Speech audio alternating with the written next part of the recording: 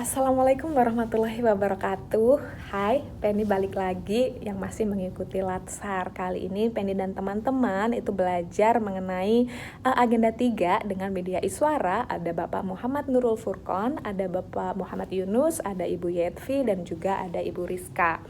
Nah, di materi 3 ini, agenda 3 ini, Penny dan teman-teman belajar mengenai 3 pokok penting materi, yaitu ada manajemen ASN, dan yang kedua ada pelayanan publik, dan yang ketiga adalah whole of government.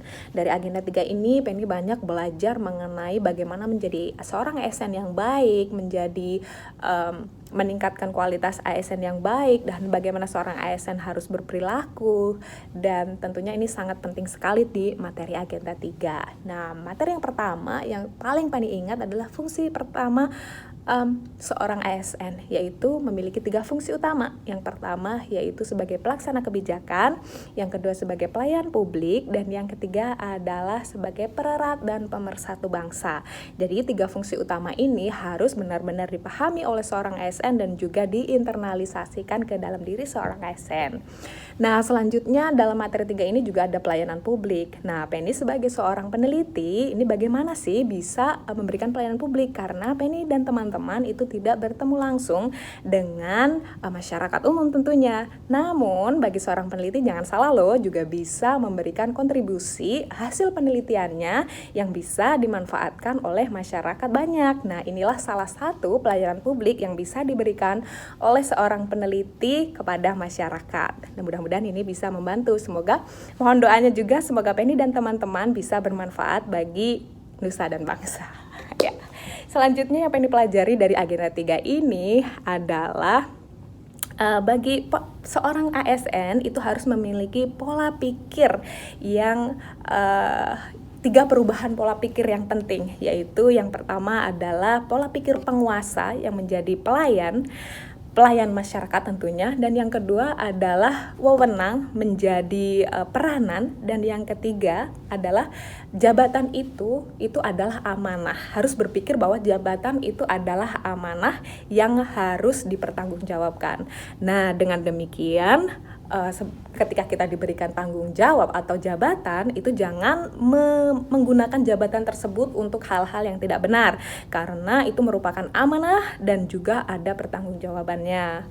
Jadi dengan memiliki 3 pola pikir yang baik tersebut, insya Allah kita kedepannya bisa menjadi seorang ASN yang baik dan bisa melayani masyarakat dengan baik, dan juga bisa memberikan kontribusi untuk bangsa dan negara. Dan yang selanjutnya yaitu sebagai seorang ASN atau PNS itu kita juga harus mampu, di agenda 3 ini kita juga harus belajar, seorang ASN harus mampu mengidentifikasi masalah-masalah di pelayanan publik. Misalkan waktu yang terlalu lama, terusan dengan prosedur yang rumit dan memerlukan biaya yang cukup mahal, dan juga tidak terlalu responsif kita sebagai pelayan publik, dan juga adanya KKN untuk kasus-kasus tertentu. Nah, dengan kita bisa mengidentifikasi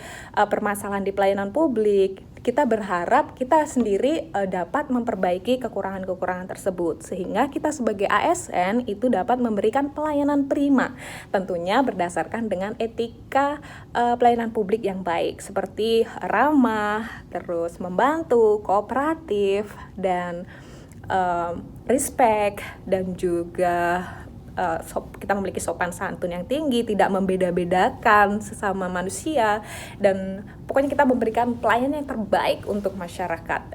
Nah, untuk mendapatkan itu, setiap kegiatan kita itu sebagai seorang ASN itu harus mendapatkan evaluasi. Jadi ketika kita melakukan kegiatan, kita harus selalu dievaluasi sebagai kontrol bahwa pekerjaan kita itu sampai di tahap mana. Jika kita melakukan kesalahan atau masih ada kekurangan, kita bisa belajar dari hasil evaluasi tersebut, dan kita bisa mengembangkan diri untuk menjadi yang lebih baik lagi.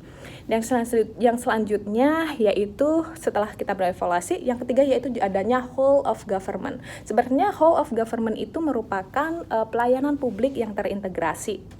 Dan juga whole of government ini juga menjadi solusi akan adanya kurangnya koordinasi yang ada selama ini.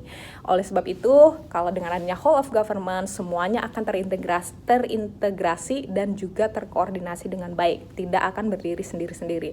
Dengan adanya whole of government ini akan memudahkan kita sebagai pelayan publik dan juga memudahkan masyarakat. Dengan adanya kemudahan-kemudahan ini, semuanya akan diproses secara cepat dan semua berlangsung sangat cepat juga dan menguntungkan kedua belah pihak.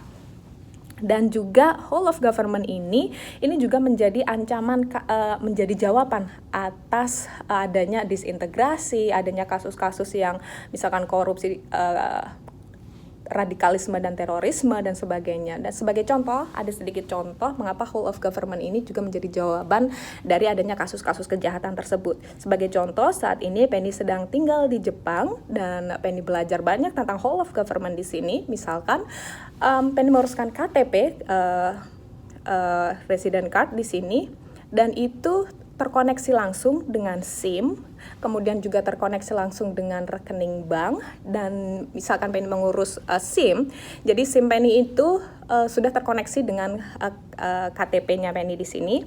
Dan ketika Penny mengurus SIM dan ketika Penny melakukan kesalahan atau pelanggaran, itu SIM itu akan semacam ada catatan yang kemudian catatan itu juga akan terkoneksi ke KTP dan juga akan terkoneksi ke rekening. Jika Penny melakukan misalkan salah parkir, itu bisa didenda. Nah, itu otomatis akan memotong rekening secara otomatis. Nah, selanjutnya juga untuk menghindari kejahatan, misalkan punya kendaraan bermotor di sini, itu tidak untuk mengurangi kasus kehilangan atau pencurian atau membeli barang yang tidak resmi atau hasil curian, itu dapat diminimalisir karena kendaraan itu juga akan terkoneksi dengan SIM dan juga KTP dan juga ke rekening bank. Jadi sangat sulit sekali untuk membeli barang yang tidak resmi ataupun menjual barang yang tidak resmi. Dengan demikian, dengan adanya whole of government yang semua terkoneksi ini akan mengurangi kasus kejahatan. Dan mudah-mudahan Indonesia ke depannya juga bisa mencontoh whole of government yang terintegritas dan memudahkan masyarakat dan para pelayan publik. Nah, itu tadi materi yang Penny dapat dari agenda 3. Semoga bermanfaat untuk kita semua dan see you next time. Bye.